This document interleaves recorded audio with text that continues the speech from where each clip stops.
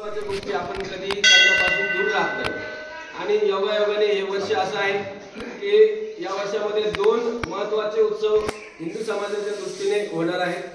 ते म्हणजे छत्रपती शिवाजी महाराजांच्या राज्याभिषेकाला झालेले 350 वर्ष पूर्ण आणि दुसरं आहे अयोध्येमध्ये रामलल्लांच्या मूर्तीची प्राणप्रतिष्ठा। दोन्ही विषय या ठिकाणी आपल्या सर्वांना परिचित असे आहेत, तरी आपण एका विषयावर थोडा प्रकाश टाकू। छत्रपती शिवाजी महाराज यांच्याबद्दल माहिती नसेल असा भारतामध्ये शोधूनही माणूस सापडणार नाही। ज्या काळी यादवांच्या राज्यानंतर संपूर्ण भारतामध्ये इस्लामी राजवटीचं राज्य होतं, कुठलाही हिंदू माणूस सरदार त्याच्या पुढे जाऊ शकत नव्हता। सरदार वतनदार जहागीरदार त्याच्या पुढे राजा होण्याची हिंमत कोण्याही हिंदू माणसामध्ये राहिलेली नव्हती, हिंदू शूरवीरामध्ये राहिलेली नव्हती। अशा वाईट काळामध्ये ज्याला मोठं व्हायचं असेल त्याला धर्म परिवर्तन करून मोठं होता येत होतं फक्त, अशी परिस्थिती होती। त्या कालावधीमध्ये शिवनेरी किल्ल्यावर जन्मलेले छोटेसे शिवाजी महाराज, जिजाऊंच्या मार्गदर्शनाखाली घडलेले शिवाजी महाराज, शहाजी राजांचं कार्य पाहून घडलेले शिवाजी महाराज एकेकाळी इतके मोठे झाले की त्यांनी 6 जून 1674 रोजी स्वतःचा राज्याभिषेक करवला आणि संपूर्ण जगाला ठणकावून सांगितले की या देशामध्ये, या हिंदूंच्या देशामध्ये पुन्हा एकदा हिंदूंचं राज्य प्रस्थापित होत आहे आणि हिंदूंचा राजा सर्वांच्या साक्षीने त्या ठिकाणी राज्याभिषेक करून घेत आहे। त्या राज्याभिषेकाला वेगवेगळ्या देशातले, वेगवेगळ्या भागातले सगळे लोक, राजे महाराजे, बादशाहांचे प्रतिनिधी, विदेशातल्या राज्यांचे प्रतिनिधी, व्यापारी, अशा सगळ्या लोकांना आपण जेव्हा फोटो पाहतो शिवराज्याभिषेकाचा त्याच्यामध्ये आपल्याला इंग्रजांचं सुद्धा चित्र दिसतं। तर अशा वेगवेगळ्या सर्व लोकांना बोलून छत्रपती शिवाजी महाराजांनी एक प्रकारे संदेश दिला, जगभरामध्ये संदेश पोहोचवला की या भारतामधला जो हिंदू समाज गलित गात्र झाला होता, राज्यकर्ता समाज असून मागास झाला होता किंवा इस्लामी राजवट किंवा बाहेरून आलेल्या आक्रमकामुळे इथली संस्कृती लयाला जाण्याची वेळ आली होती। त्या काळामध्ये सूर्यासारखे छत्रपती शिवाजी महाराज पुन्हा उगवले आणि त्यांनी हिंदू समाजाचा जो तेजाचा प्रकाश आहे तो पसरवण्यास सुरुवात केली। छत्रपती शिवाजी महाराजांनी ज्यावेळेस स्वराज्य निर्माण केलं त्यावेळेस भलेही ते छोटं राज्य असेल, परंतु त्या छोट्या राज्याचा सुद्धा राज्याभिषेक करून एक स्वतंत्र राज्य आहे असा संदेश छत्रपती शिवाजी महाराजांनी दिला। राज्याभिषेक करून घेण्यामागचं कारण एकच होतं की जो हिंदू समाज स्वतःचा स्वाभिमान विसरला होता, स्वतःचा पराक्रम विसरला होता, त्या समाजाला पुन्हा एकदा आपल्या पराक्रमाची जाणीव करून देणे, आपण राम कृष्ण यासारख्या शूरवीरांचे, महापुरुषांचे वारसदार आहोत याची जाणीव करून देणे। छत्रपती शिवाजी महाराजांचं बालपण जर आपण पाहिलं तर आपल्याला वाचायला भेटतं की राम कृष्ण अर्जुन यांच्या कथा वाचून शिवाजी महाराज मोठे झाले, कथा ऐकून शिवाजी महाराज मोठे झाले आणि त्यामुळेच जो धार्मिक संस्कार जे होते छत्रपती शिवाजी महाराजांवर किती होते।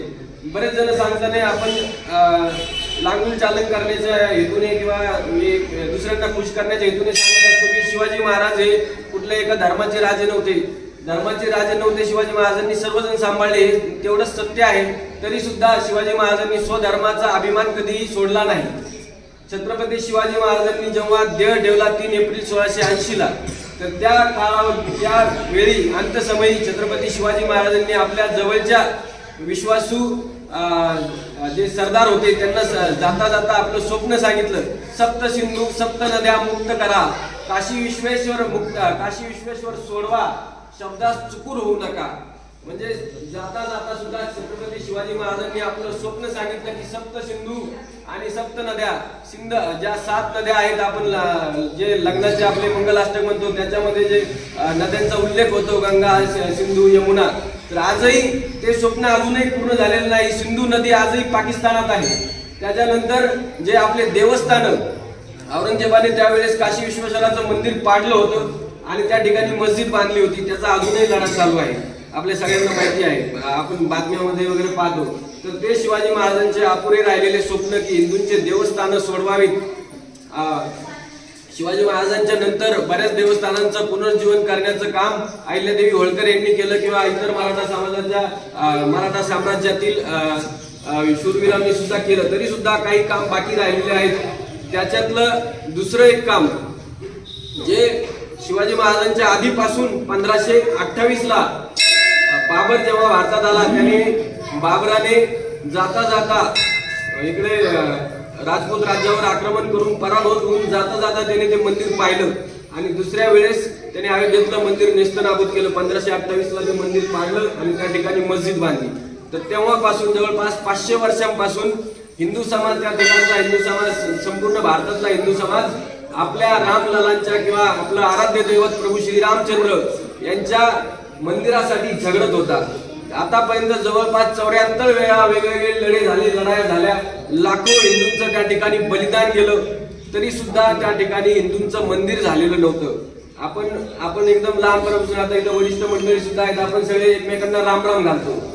अयोध्या कुठे आणि वरुडी कुठे, आपण कधी बऱ्याच जणांनी अयोध्या पाहिलेली नसेल, तरी सुद्धा आपल्या सगळ्यांना लहानपणापासून माहिती आहे, आपल्या अगोदरच्यांना माहिती की रामाचा जन्म कुठे झाला होता, अयोध्येत झाला होता.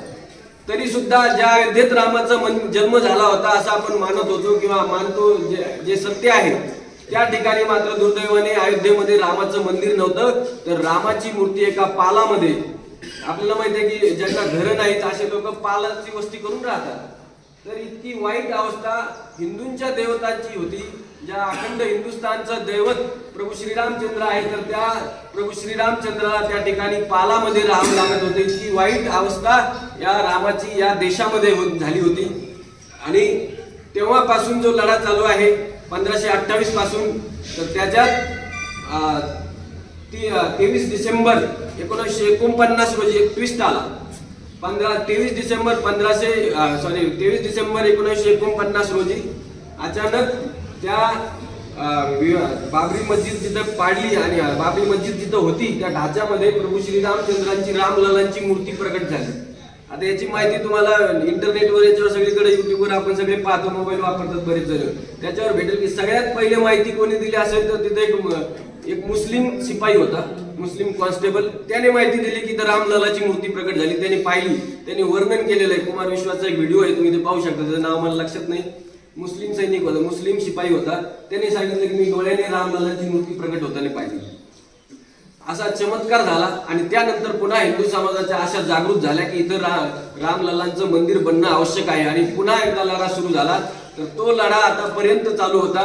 2019 मध्ये कोर्टाने निर्णय दिला आणि तो कोर्टाने निर्णय सुद्धा कशाच्या आधारावर दिला तर ASI म्हणजे आर्किओलॉजिकल सर्वे ऑफ इंडिया, म्हणजे उत्खनन करणारी जी संस्था आहे भारताची, तर त्यांनी तिथे उत्खनन करून पाहिलं आणि त्या खोदकाम करून पाहिलं तर त्या ठिकाणी हिंदूंच्या मंदिराचे अनेक अवशेष सापडले, अनेक जुन्या मूर्त्या सापडल्या. आणि मस्जिदीमध्ये मूर्त्या असण्याचं काही कारण नाही, सगळ्यांना माहिती आहे.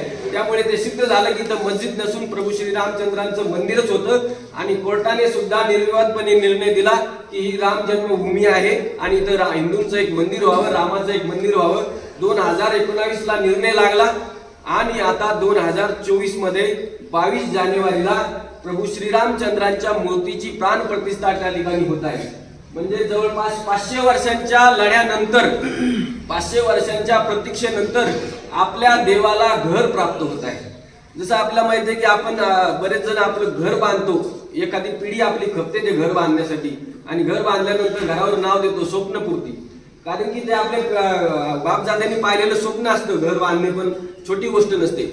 तर इतक्या सगळ्यांच्या देव असलेल्या रामाला जर घर मिळत आहे, मंदिर मिळत आहे, आपल्या सर्वांच्या आस्थेला त्या ठिकाणी एक स्थान मिळत आहे, तर ही गोष्ट काही छोटी गोष्ट नाही. आणि त्यामुळे हा आनंदोत्सव सगळीकडे साजरा झाला पाहिजे. संपूर्ण भारतीयांच्या, संपूर्ण हिंदूंच्या घराघरामध्ये हा आनंदोत्सव साजरा झाला पाहिजे. मी हिंदू म्हणतोय, परंतु मला सांगायला काही कमीपणा वाटत नाही की याच्यामध्ये मुस्लिम सुद्धा त्याच आनंदाने सहभागी आहेत. बरेच जण, एक मुस्लिम मुलगी आहे सायकलवर निघाली, पायी निघालेली आहे मुंबईवरून अयोध्येला.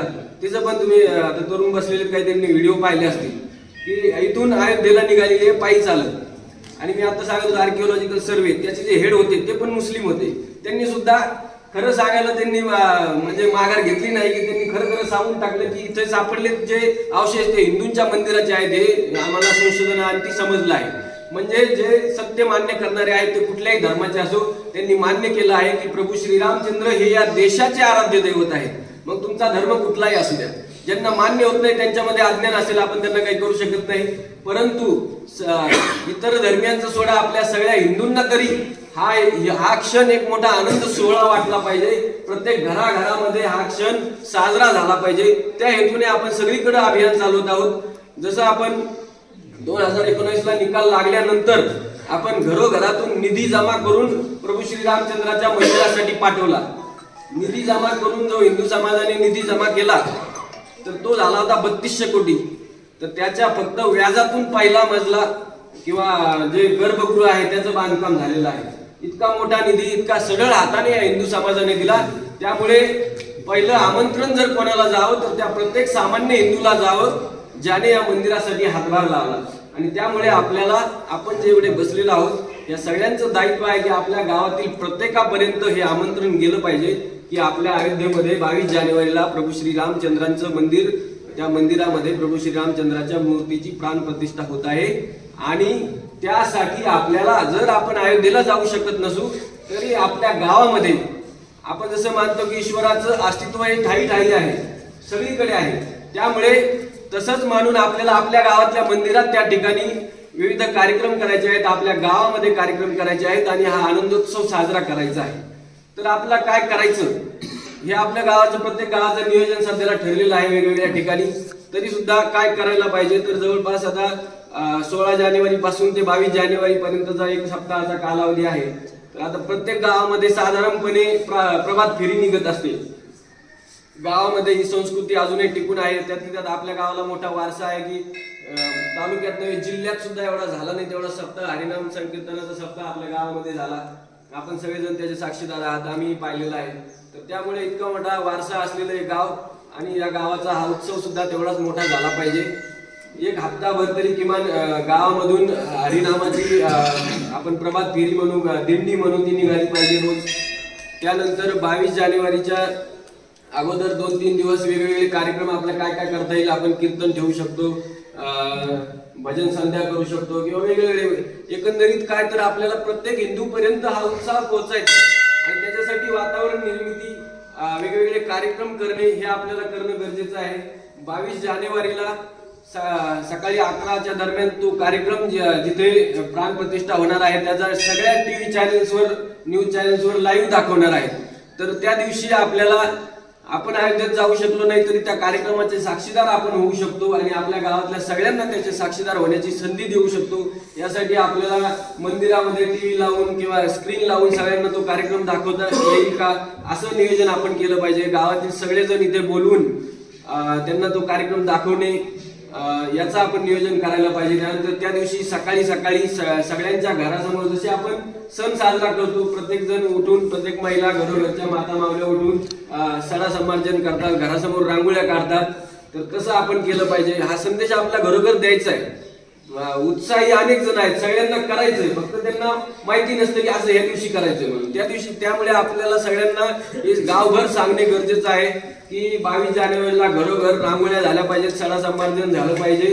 त्याच्यानंतर घरोघरी सकाळी गुढ्या उभारून आपल्याला आनंद साजरा करायचा आहे। कारण की आपण गुढी पाडवा का साजरा करतो हे सांगताना म्हणतो की ज्यावेळेस अयोध्येतून श्रीराम वनवासातून आले होते तर त्या दिवशी वनवासातून लंकेवरून भारतात आले, अयोध्येत आले, तर त्यावेळेस आनंद साजरा करण्यासाठी घरोघरी गुढ्या उभारल्या किंवा केव्हाही आनंदाचा क्षण असेल की गुढी उभारा असं आपण म्हणतो। त्यामुळे तो आनंदाचा क्षण आहे, प्रभू श्रीरामचंद्र येत आहेत, तर त्यामुळे गुढ्या उभारल्या पाहिजेत। त्याच्यानंतर संध्याकाळी प्रत्येक घरोघरी आपण दिवे लावून दिवाळी साजरी केली पाहिजे।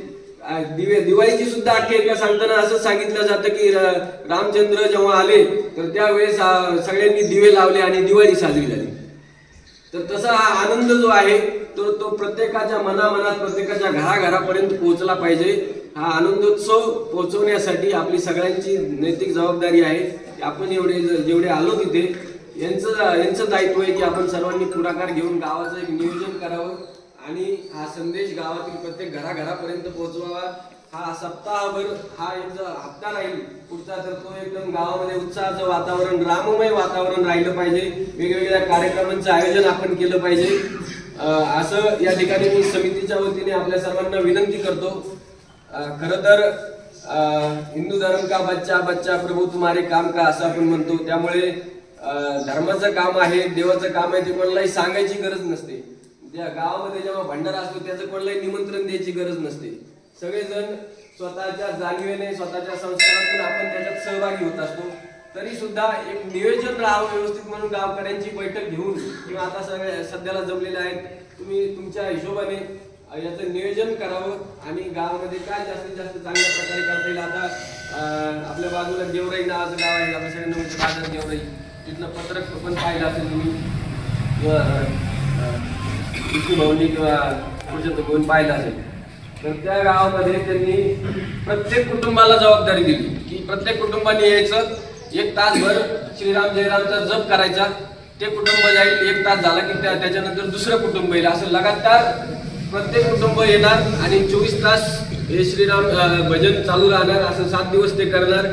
म्हणजे गावातल्या प्रत्येक कुटुंबाने एकानंतर एक येऊन असं कंटिन्यू करायचं. आपण जसं विना असतो गावामध्ये भजन करतो आपण, तर तशा प्रकारे त्यांनी प्रत्येक जण सहभागी व्हावा या हिशोबाने त्यांनी नियोजन केलेलं आहे.